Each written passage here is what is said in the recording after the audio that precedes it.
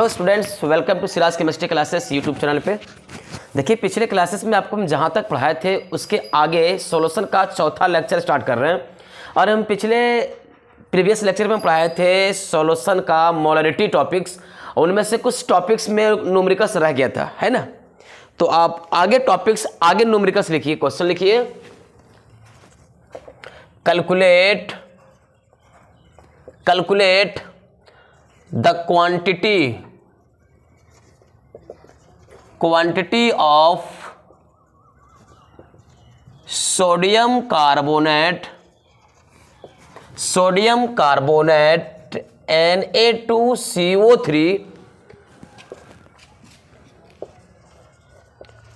required to prepare of 250 millilitre of m/10 of solution.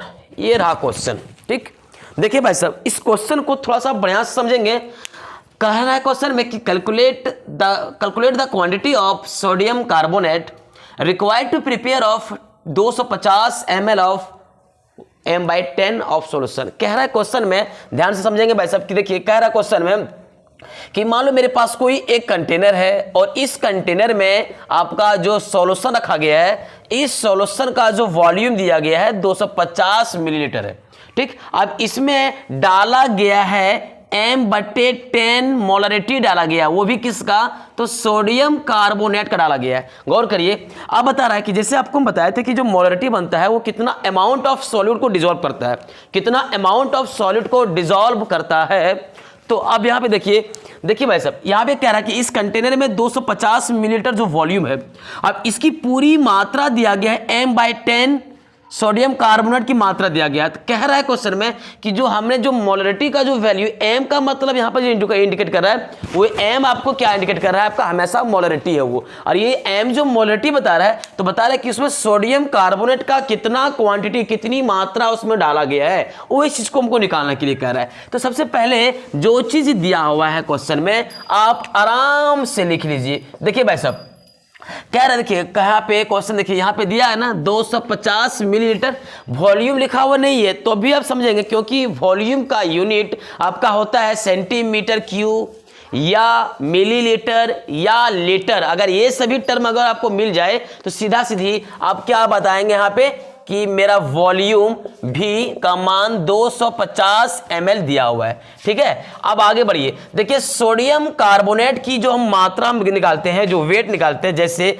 आप यहां पे निकाल सकते हो कि मोलर मास ऑफ Na2CO3। बताओ भाई साहब, सोडियम का मास आपका होता है 23। और देखिए जितना नीचे जितना संख्या दिखा रहा है ना, अब इस मल्टीप्लाई से मल्टीप्लाई कर दो। बताओ यहाँ पे कार्बन का +12 और ऑक्सीजन का 16 है, कितना 3 से मल्टीप्लाई कर दो। तो सभी को मल्टीप्लाई करने के बाद इसकी पूरी मास आपका आएगा 106 ग्राम। ठीक, अब बताओ यहाँ पे क्या रहा आगे। देखिए ये जो आपको दिया गया है ना, ये मोलरिटी है आपका। तो बताओ आप सीधा सीधी क्या बताओगे कि मेरा मोलरिटी का मान, यानी m का मान 1/10 दिया हुआ है। चूंकि यहाँ पे m/10 है, क्या मैं लिख सकता हूँ 1 × m/10।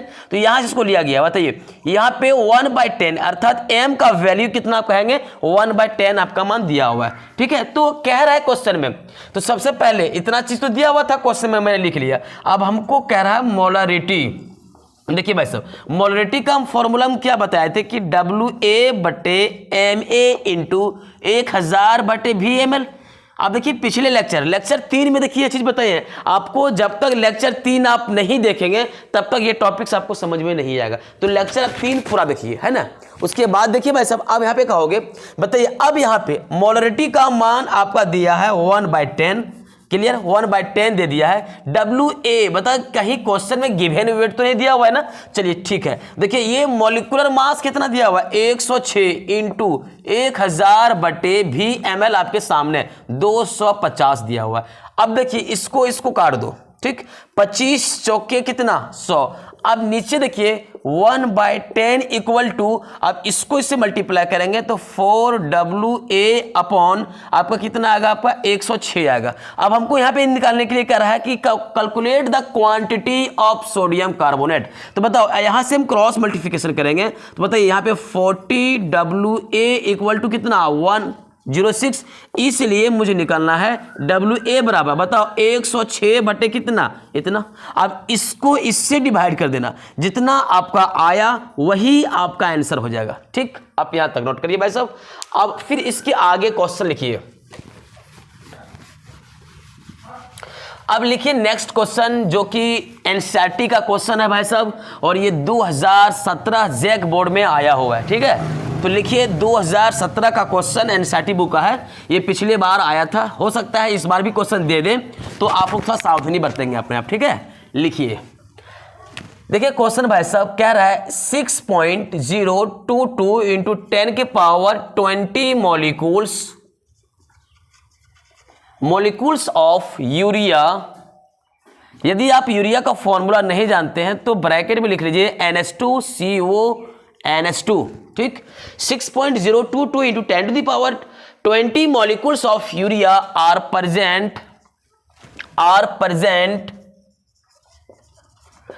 present in 100 millilitre of solution. तो कह रहा है कैलकुलेट द concentration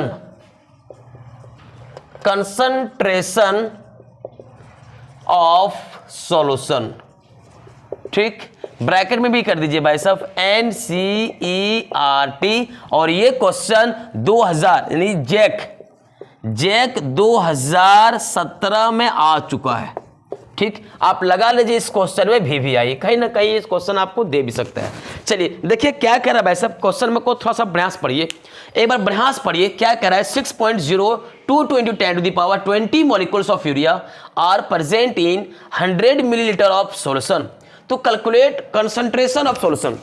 भाई साहब आप यहाँ पे मोलरिटी निकालने के लिए नहीं कर रहा है, ध्यान समझेंगे कि जो मोलरिटी होता है वो डायरेक्टली होता है आपका किसके बराबर, आपका होता है मोलरिटी आपका कंसंट्रेशन के बराबर होता है। याद कीजिए, आपको बताइए भी है, यहाँ पे मुझे निकालने के लिए कह रहा है कंसंट्रेशन, और कंसंट्रेशन बराबर डायरेक्ट मोलरिटी होता है। देखिए जिसे हम यहाँ पे लिखा भी देते हैं कि कंसंट्रेशन, देखिए कंसंट्रेशन बराबर आप क्या समझोगे, ये मोलरिटी है। याद रखना कि ये जो मोलरिटी की हम बात कर रहे हैं, जैसे मोलरिटी हम निकालते हैं, जो फॉर्मूला लगाते हैं मोलरिटी निकालने के लिए, ठीक वही फॉर्मूला आपका लगाइए किसमें है, आपके कंसंट्रेशन में। तो बताओ मोलरिटी निकालने के लिए आपको हम दो टर्म बताए थे कि number of mole of solute बटे volume of solution in litre. ठीक, अब यहां पे गौर करिए भाई साहब, यहां पे जो आपका दिया गया है ना, ये आपका मॉलिक्यूल्स, आपको थोड़ा सा 11th का कॉन्सेप्ट में बता दूं, याद कीजिए, चूंकि सिंस 1 मोल बराबर आपका होता है 6.022 इंटू 10 के पावर 20 मॉलिक्यूल्स, क्योंकि यहां पे पार्टिकल्स होता है। ठीक है, तो पार्टिकल्स में आपका एटम भी आता है, मॉलिक्यूल्स भी आता है और आयंस भी आते हैं। तो हमने यहाँ पे मॉलिक्यूल्स लिया, क्यों लिया, क्योंकि यहाँ पे बहुत सारा एटम आके मिला हुआ है, इसलिए यहाँ पे मैंने क्या लिया, मॉलिक्यूल्स। बताओ एक मोल में इतना मॉलिक्यूल्स। और आपको भी ये भी बताया था कि मोल को हम 3 टर्म में डिफाइन करते हैं, एक नंबर के टर्म में, वॉल्यूम के टर्म में, और तीसरा मास के टर्म में। अगर आपसे कोई पूछे जाए भाई साहब कि नंबर के टर्म में पूछा जाए एक मोल, तो व्हाट इज मोल, भाई साहब सीधा बताओगे नंबर के टर्म में एक मोल बराबर 10। और वही मास के टर्म में पूछा जाए तो कोई भी एटम, कोई भी एलिमेंट्स का जितना एटॉमिक मास होता है उसके बराबर आपका एक मोल होता है। और वॉल्यूम के टर्म में अगर बात किया जाए तो एक मोल बराबर आप सीधा कहेंगे 22.4 लीटर के बराबर आपका होता है। चलिए अब देखिए, एक मोल में इतना मॉलिक्यूल्स बराबर बताओगे कि एटॉमिक मास। क्लियर, चलिए ये आपस में क्या होता है भाई साहब, बराबर होता है, ये तीनों एंगल से बराबर होता है। तो गौर करिए, अगर ये तीनों बराबर होता है तो हमको पहले याद कीजिए कि मोलरिटी निकालने के लिए 2 चीज चाहिए, आपको हम बताए थे। मोलरिटी निकालने के लिए कितने चीज चाहिए भाई साहब, 2 चीज चाहिए, एक number of mole of solute चाहिए और वॉल्यूम ऑफ सॉल्यूशन चाहिए। मुझे 2 चीज चाहिए, नंबर ऑफ मोल। आप बताओ, यही से तुम दिमाग लगाओ, सोचो कि मेरे पास एक मोल, यहां पे देखिए मोल लिखा हुआ है और इतना मॉलिक्यूल्स भी लिखा हुआ है, तो देखिए एक बार बार मॉलिक्यूल्स यहां पे आपका मिल रहा है और एक बार मॉलिक्यूल्स यहां पे मिल रहा है। तो हमने आपसे कहा था कि जो संख्या दोबारा लिखा हुआ रहे, 2 बार लिखा हुआ रहे, तो उसको हम बाएं तरफ रखेंगे, और जिसकी मात्रा कम लिखा हुआ रहे उस चीज को हम कहां रखेंगे, दाहिना तरफ। तो यहां पे देखिए इस चीज को लिख सकते हैं, 1 मोल में इतना मॉलिक्यूल्स होता है, तो यहां से लिख सकते हैं चूंकि 6.022 into 10 to the power 23 molecules बराबर 1 मोल। इसी को उल्टा कर दिया, इतना बराबर इतना होता है तो इतना बराबर इतना नहीं हो सकता है, बिल्कुल होगा। तो इतना मॉलिक्यूल्स में इतना मोल, इसलिए एक मॉलिक्यूल्स में तो बताइए ऊपर में क्या लिखा भाई साहब, मोल है ना, तो मोल बटे क्या लिखेंगे, 6.022 इंटू 10 के पावर 23। इसलिए आपके क्वेश्चन में कितना बोल रहा है, तो 6.022 इंटू 10 के पावर 20 मॉलिक्यूल्स। अब बताइए हमने आप यहां पे लिखे हैं भाई साहब, देखिए बायां तरफ ऐसे में खड़ा हो ना, तो बाएं तरफ देखिए ये मॉलिक्यूल्स और ये मॉलिक्यूल्स मिलना चाहिए, दाहिना तरफ क्या लिखा हुआ है, मोल, तो ये मोल ही आपका निकलेगा। अब समझिए, बताइए भाई साहब यहां पे क्या लिखेंगे कि मोल अपॉन 6.022 इंटू 10 के पावर 20 इंटू 6.022 इंटू 10 के पावर 20। अब गौर करिए, देखिए यहां से यहां तक बिल्कुल मिल रहा है, इसको मैंने क्या कर दिया, कट कर दिया। अब ऊपर मिटा सकते हैं, बिल्कुल मिटा सकते हैं। चलिए अब देखिए, अब गौर करिए, अब बताइए भाई साहब यहां पे ऊपर में क्या लिखा हुआ था आपका, मोल है ना, और देखिए नीचे लिखा हुआ आपका 10 के पावर 23 इंटू, ये देखिए पावर बच गया आपका, तो 10 के पावर 20। अब इस पावर को हम ऊपर ले जाते हैं तो सीधा आपको क्या होगा कि 10 के पावर 20। अब देखिए नीचे से ऊपर जाता है तो साइन चेंज कर लेता है, 10 के पावर यहाँ पे कितना हो जाएगा आपका 23। बताओ 10 के पावर -3, ये क्या चीज भाई साहब, मोल है। ये क्या मेरा निकल गया, मोल। तो एक टर्म मुझे मिल गया, कंसंट्रेशन निकालने के लिए मुझे मोल तो मिल गया। अब दूसरी बात हमको चाहिए वॉल्यूम। बताओ भाई साहब वॉल्यूम भी आपका दिया हुआ है कि 100 मिलीलीटर में आपका प्रेजेंट है, तो सीधा सीधी कुछ मत करना। अगर ये हमने आपको बताया थे भाई साहब कि नंबर ऑफ मोल और volume of solution in litre में चाहिए, क्लियर। तो बताओ भाई साहब आप यहां से इसको मिलीलीटर को लीटर में चेंज करने के लिए 1000 से क्या करते हैं, डिवाइड करते हैं, तो ये चीज मेरा आपका कन्वर्ट आ जाएगा आपका, देखिए दोस्त यहां खत्म, आपका सीधा सीधी बच जाएगा आपका 1/10 लीटर।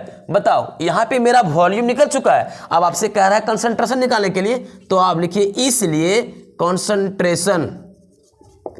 कंसंट्रेशन बराबर क्या फॉर्मूला लिखा था, मोलरिटी बराबर, बताइए number of mole of solute बटे volume of solution in litre, यही नहीं बताए थे भाई साहब। चलो ठीक है, अब यहां तक तो लिख लिए होंगे। अब आइए ऊपर में देखिए, number of mole of solute कितना आ चुका मेरा, 10 के पावर -3, और देखिए वॉल्यूम ऑफ सॉल्यूशन कितना आ चुका आपका 1/10, तो ये आपका सीधा ऊपर जाएगा, तो 10 के पावर -3 गुना 10 के पावर 1, अर्थात यहां से घटेगा तो -2 के रूप में आ जाएगा आपका। तो ये जो मेरा निकल गया भाई साहब, ये क्या निकल गया, मेरा कंसंट्रेशन निकल गया, ठीक है, ये कंसंट्रेशन निकल गया। और कंसंट्रेशन का यूनिट जो मोलरिटी का यूनिट होता है आपका, यहां पे m कर दीजिए, यही मेरा आंसर हो गया। आप यहां तक नोट करिए भाई साहब, फिर मैं आगे के टॉपिक्स बता रहे हैं।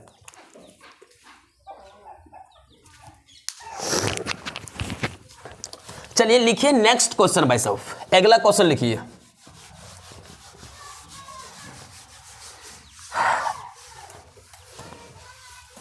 साथ ही साथ प्रैक्टिस करते जाओगे, नहीं तो फिर आपके दिमाग से निकल जाएगा क्वेश्चन, ठीक है। लिखिए नेक्स्ट क्वेश्चन, मोलरिटी का ही है भाई साहब। लिखिए ए solution is prepared by dissolving of 20 gram of urea into 100 gram of water, and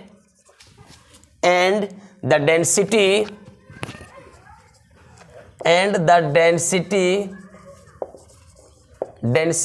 of solution is 1.2 gram per milliliter. Calculate molarity, calculate molarity of solution. Clear? हाँ भाई साहब, आप गौर से पढ़िए, ध्यान से समझिए क्वेश्चन को। क्या मैंने कहा, सबसे पहले आप तो टर्म वही याद रखेंगे, वही कॉन्सेप्ट याद रखेंगे कि जो मोलरिटी मैंने बताया था, मोलरिटी का मैं जो क्वेश्चन किया था, आपका वही फॉर्मूला चाहिए। अगर आपके क्वेश्चन में देखिए हर जैसा एक जैसा क्वेश्चन नहीं मिल रहा आपको, हर क्वेश्चन आपको अलग अलग टर्म का बता रहे हैं। ठीक है, आपको किसी भी टर्म का क्वेश्चन मिल जाए तो ये क्वेश्चन आपसे आसानी से डील कर सकते हैं। और ये शायद लगता है कि इस टर्म का क्वेश्चन अगर आप सभी के पास क्वेश्चन बैंक हो तो आप जाके चेक कर लीजिएगा भाई साहब कि क्वेश्चन इस टाइप का 2018 में फिक्स दिया हुआ है। यहाँ पे डिजिट अलग मिल जाएगा। यहाँ पे देखिए मैंने 20 लिखा है और यहाँ पे 100 लिखा है। वहाँ पे 20 की जगह पे कुछ और मान रहेगा और यहाँ पे भी कुछ और मान रहेगा, लेकिन फिक्स यही क्वेश्चन है, सेम क्वेश्चन है।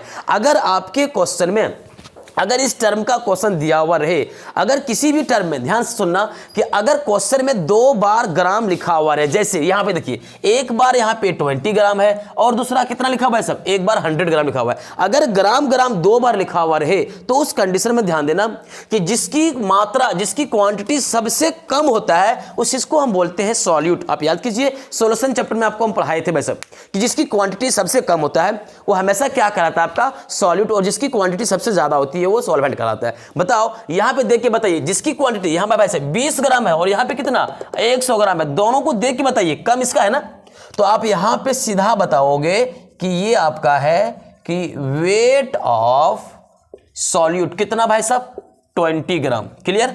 आगे बढ़िए, ये क्या चीज बन जाएगा आपका, वाटर है ना, तो जनरली वाटर आपका सॉल्वेंट ही कहलाता है। तो आप यहां पे लिखिए कि वेट ऑफ सॉल्वेंट कितना, 100 ग्राम। तो याद कीजिए भाई साहब कि सॉल्यूट और सॉल्वेंट दोनों जब मिलता है तब सॉल्यूशन बनता है कि नहीं जी। अब लिखिए वेट ऑफ सॉल्यूशन बराबर, देखिए सॉल्यूट प्लस सॉल्वेंट यानी 20 प्लस 100 इक्वल टू मेरे पास 120 ग्राम सॉल्यूशन का वेट निकल गया। ठीक, अब थोड़ी सी दिमाग लगाओ, कॉन्सेप्ट लगाओ कि यहाँ पे आगे देखिए भाई साहब, ये सॉल्यूशन का वेट निकल गया है जबकि सॉल्यूशन का डेंसिटी भी दिया हुआ है। मैंने आपसे कहा था कि अगर डेंसिटी का मान दिया हुआ रहे तो सबसे पहले हम क्या करते हैं, first of all we shall have to put of the value of density. अगर डेंसिटी का मान दिया हुआ रहे तो सबसे पहले हम क्या करते हैं, डेंसिटी का मान लगाते हैं। बताइए, डेंसिटी बराबर फॉर्मूला होता है मास बटे वॉल्यूम। हमने आपसे कहा कि अगर डेंसिटी सॉल्यूशन का है तो मास भी सॉल्यूशन का होगा और वॉल्यूम भी सॉल्यूशन का होगा। तो अब यहां पे दिमाग लगाओ, डेंसिटी का मान दिया हुआ है ना आपके सामने, देखिए मास का दिया हुआ है, वॉल्यूम का नहीं दिया हुआ है। मुझे मोलरिटी निकालने के लिए वॉल्यूम चाहिए, तो इस v को यहां पे कर दो, d को यहां पे कर दो। ठीक है, अब बताइए v बराबर m/d। बताओ m का मान 120 ग्राम बटे d का मान आपके सामने में 1.2 ग्राम पर मिलीलीटर।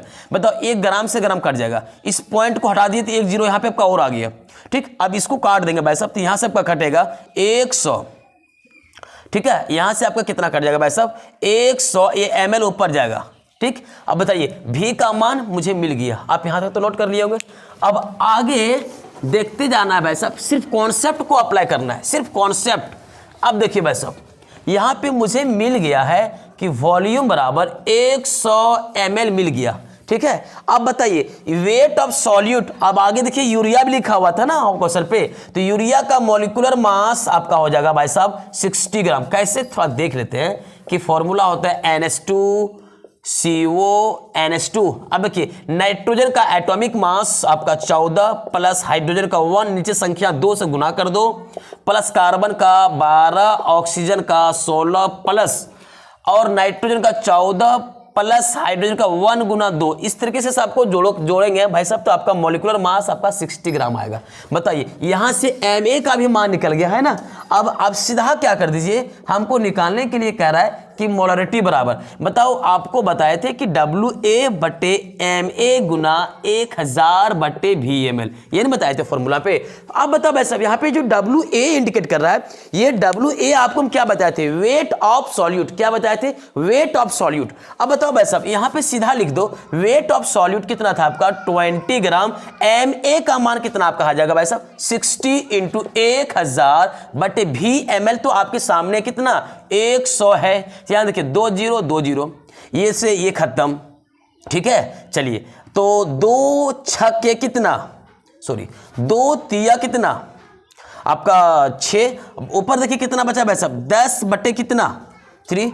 अब ये बताओ अगर हम इसको डिवाइड करते हैं तो आपका आएगा 3.333 जाएगा भाई। तो ये आपका ये मोलरिटी निकल गया ना। तो मोलरिटी का यूनिट आपका क्या होता है, मोल पर लीटर, अर्थात कैपिटल M से ही हम इंडिकेट करते हैं। अब यहां तक नोट करिए भाई साहब, फिर हम अगला क्वेश्चन स्टार्ट कर रहे हैं।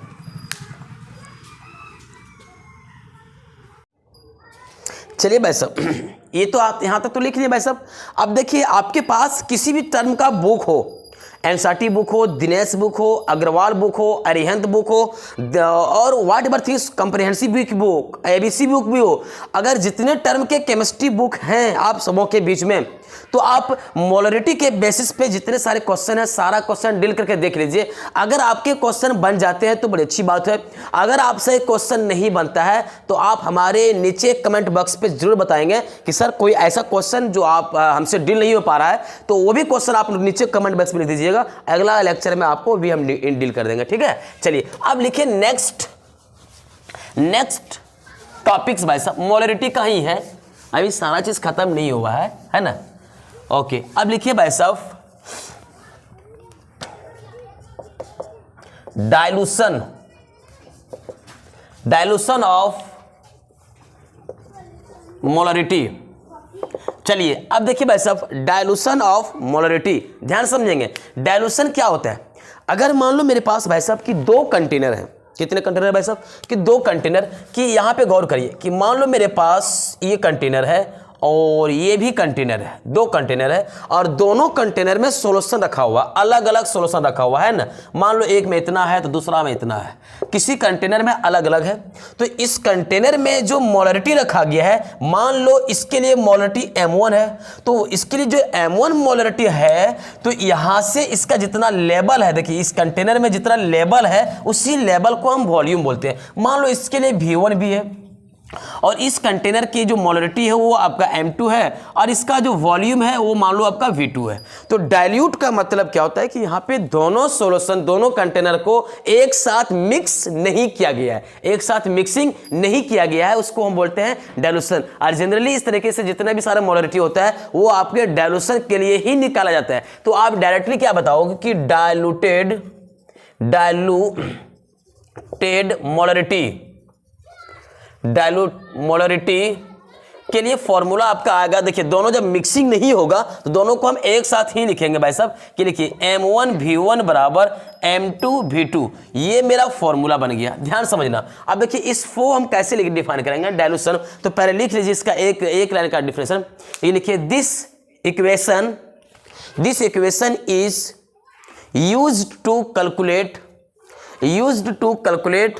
the molarity of solution after dilution, ठीक है। तो आप यहां पे क्या करिए, जहां कहीं भी आप डाइल्यूट वर्ड को ध्यान देंगे, जहां भी आप डाइल्यूट वर्ड देखेंगे तो डाइल्यूट वर्ड के लिए फॉर्मूला लिखाना M1 V1 बराबर M2 V2। कब, जब आपके न्यूमेरिकल्स बनाओगे तो ध्यान देना न्यूमेरिकल्स के समय पर भी वहां पे डाइल्यूट वर्ड लिखा हुआ रहेगा। अगर डाइल्यूट वर्ड लिखा हुआ रहे तो जनरली आप इस चीज का फॉर्मूला का इस्तेमाल करना। एक और आपका आता है फॉर्मूला भाई साहब, अब यहां पे लिखिए, इसके बाद आप लिखिए डाइल्यूशन के बाद आप लिखिए मिक्सिंग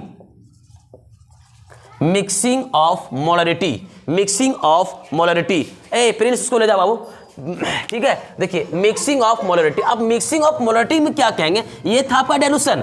अब देखिए जनरली आप यहां पे समझोगे मिक्सिंग, जैसे भी आपको मैंने कहा कि मान लो इस कंटेनर का जो मोलरिटी है इसको मैंने मान लिया M1 और इसकी जो लेवल है इस वॉल्यूम को क्या मान लिया V1 और इस कंटेनर को मैंने क्या मान लिया, इसकी मोलरिटी M2 और इसकी आपका लेवल जो दिख रहा है आपको क्या मान लिया, आपको V2 मान लिया। तो चाहे आप जितना भी मान सकते हो, आपका अगर 3 कंटेनर भी हो तो 3 कंटेनर भी मैं मान सकती हूँ, ठीक है। अगर जनरली 3 कंटेनर है तो 3 कंटेनर को हम क्या देखिए, यहाँ पे मिक्सिंग वर्ड बता रहा है ना, तो अब देखिए दोनों कंटेनर को हम एक साथ एक ही कंटेनर में मिक्स कर रहे हैं। बताओ इस कंटेनर को अगर इसमें मिला दिया और इसको भी अगर मैं इसमें मिला दिया तो गौर करना, अगर यहां से यहां तक मिला दिया तो इसकी जो कंटेंट आपका वॉल्यूम आपका आएगा, मान लो सपोज दैट इसका वॉल्यूम और मोलरिटी आपका m1 और v1 आया, और इसका भी अगर मैं डाल दूं तो यहां से इसका क्या होगा आपका और लेवल बढ़ेगा, आपका दोनों का लेवल बढ़ेगा, तो यहां पे दोनों का आपका क्या जुड़ जाएगा, आपका m2 और ये v2 आ जाएगा। बताओ इसके लिए था आपका यहां से यहां तक का v1 और यहां से इसकी मान लो, ठीक है, इसके देखिए अब इसका मान लो भाई साहब यहाँ पे v2, ये यहां से पहला कंटेनर का आपका आया वॉल्यूम v1 और यहां से दूसरा कंटेनर गया तो आपका v2 मान लिए। अब ये टोटल आपका क्या मान लेंगे भाई साहब, टोटल आपको मान लो v। क्लियर? अब बताइए भाई साहब, अब सीधा सीधी क्या लिखेंगे कि रिजल्टेंट मोलरिटी बराबर, देखिए दोनों को मिक्सिंग कर दिए तो आप m1 v1 plus m2 v2 बटे v1 प्लस v2, ये मेरा मोलरिटी का फॉर्मूला निकल गया। अगर या आप इसी को आप क्या कह सकते हैं भाई साहब कि यहां पे दिखा सकते हैं कि v1 plus v2 equal to, अगर मैं v मान लिया तो आप बताओगे कि मोलरिटी बराबर m1 v1 प्लस m2 और m2 v2 बटे v, ये आपका डायरेक्ट फॉर्मूला निकल गया। अब ये देखिए फॉर्मूला निकल गया भाई साहब, तो इस फॉर्मूला को हम इस्तेमाल कब करेंगे, ध्यान देना ना, ध्यान समझना भाई साहब, ये आपका m आपको बताता है जहां आप जहां पे लिख सकते हो कि इसको ऊपर बिठा देते हैं, ठीक। अब यहां पे तुम डायरेक्ट लिख सकते हो भाई साहब वेयर m बराबर, m आपको क्या बताएगा कि मोलरिटी ऑफ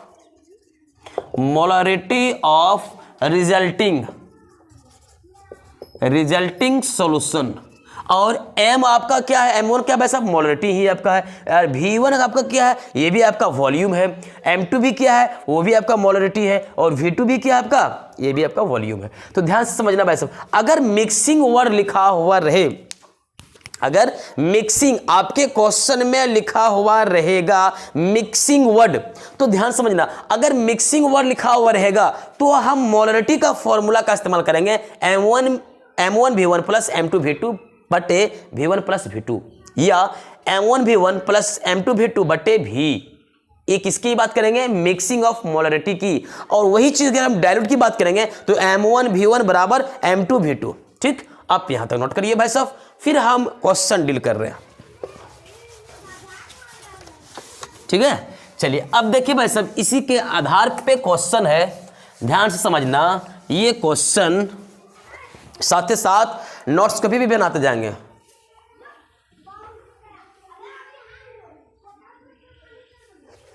देखिए भाई साहब, लिखिए question,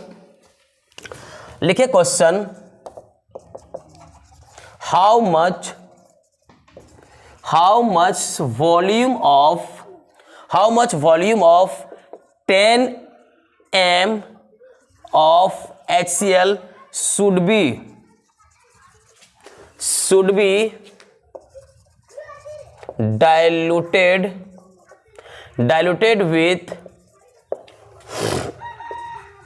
with water to required to prepare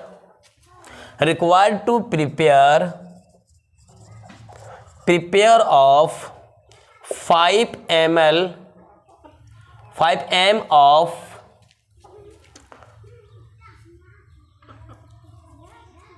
अच्छा एक मिनट, क्वेश्चन मिस्टेक लिखा गया भाई साहब, ये क्वेश्चन गलत लिखा गया। लिखिए भाई साहब, how much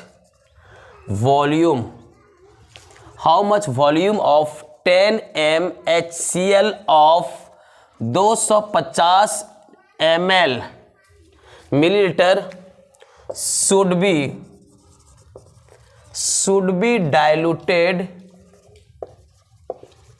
diluted with water to required to prepare of 5 m HCl। ये रहा क्वेश्चन जी भाई साहब। अब समझिए, हाँ, हमने आपसे कहा भाई साहब, देखिए ये सब जनरली क्वेश्चन आपके जेईई बोर्ड में नहीं आते, ये सब हाईलाइटेड क्वेश्चन आता है, आपका जेईई मेंस एडवांस लेवल तक क्वेश्चन दिया जाता है भाई साहब। जहां कहीं भी ध्यान समझना, जहां कहीं भी अगर आपके क्वेश्चन में डायल्यूट वर्ड लिखा हुआ रहे, और जनरली डायल्यूट वर्ड आपके जेईई मेंस एडवांस लेवल में पूछा जाता है। देखिए भाई साहब, यहां पे आपके डायल्यूटेड वर्ड लिखा गया है ना, गौर से समझिएगा। अगर डायल्यूट वर्ड लिखा गया है तो अब याद कीजिए, इससे पहले का जो मैंने बताया था कि M1 V1 बराबर M2 V2, ठीक, तो वहां से आप इंडिकेट करेंगे। जैसे कि मान लो, बताइए भाई साहब, यहाँ पे देखिए दिया गया है ना, ये आपका 10M यानी आपका मोलरिटी का मान M1 का मान 10 दे दिया है, और उसके आगे देखिए दिया गया वैसा V1 का मान भी दे दिया हुआ आपका 250 मिलीलीटर दे दिया हुआ है ना, ये भी देखिए दे दिया। आगे बढ़िए, फिर कह रहा देखिए यहाँ पे आपका M2 का मान 5 दे दिया है, और मुझे V2 का मान पता नहीं, ठीक, मुझे पता नहीं। अब देखिए डायल्यूटेड वर्ड लिखा हुआ ना, तो जब डायल्यूटेड वर्ड लिखा हुआ रहे तो आप सीधा क्या लिखिएगा कि डायल्यूटेड मोलरिटी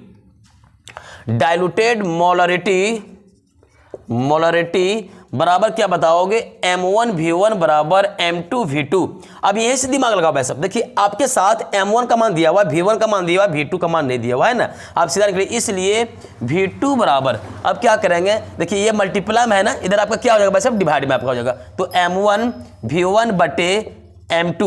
अब चेक कर लीजिए, M1 का मान आपके सामने में 10 इंटू V1 का मान 250 बटे M2 का मान कितना दे दिया है, 5 दे दिया है। अब इसको तुम क्या कर दो, 5 से डिवाइड कर दो, 5 दूनी 10, ठीक। अब बताइए यहाँ पे 2, अब इसको मल्टीप्लाई कर दो, बताओ V2 का मान मेरा निकल जाएगा 500 ml, ये आपका आंसर हो जाएगा, ठीक। फिर मिलते हैं नेक्स्ट वीडियो में भाई साहब, ओके बाय।